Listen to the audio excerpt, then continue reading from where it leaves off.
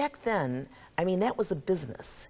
And, you know, they really did approach it, and they thought of themselves as businessmen. They did not think of themselves as criminals or murderers? No, no. Even though they knew they were committing crimes, and even though they did have people killed? Correct. I equate that part of our history to the Wild West. In the Wild West, if you rustled somebody's cattle or you stole somebody's woman, there was a price to pay. And two cowboys would line up on either end of the street. They'd walk toward each other. The first one that pulled and shot, you know, was the winner.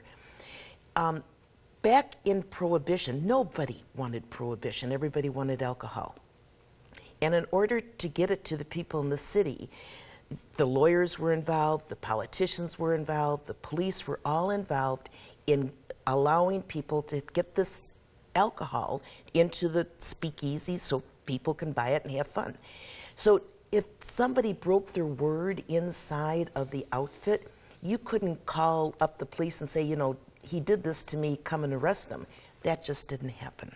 You hid your family identity for many years. How did you do that? I just didn't tell anybody who I was, especially when I moved to Minnesota. People in Chicago knew who I was. And you talk about an incident in 1957 that was very painful to you. Describe that incident. One of my very first job after I got out of school was to work for this big insurance company downtown. And after you were there 6 months, you got a free life insurance policy. So they gave me the application, and it had to be filled out in your legal name. I was using my father's middle name as my last name. He tried to protect me. So people knew me as Deirdre Gabriel, not Deirdre Capone. So when I filled out the application, I knew it had to be filled out in my legal name, so I put it all down.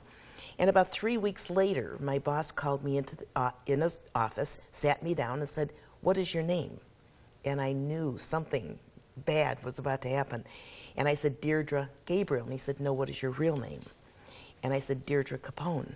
And he said, "Are you any relation to Al Capone?" And I said, "Yes, he was my uncle." He said, "I'm sorry, you can't work here. You're fired." You know, as a youngster, it hurt.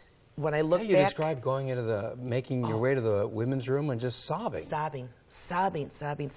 Because it was one more thing that happened to me in my young life that said, you're no good.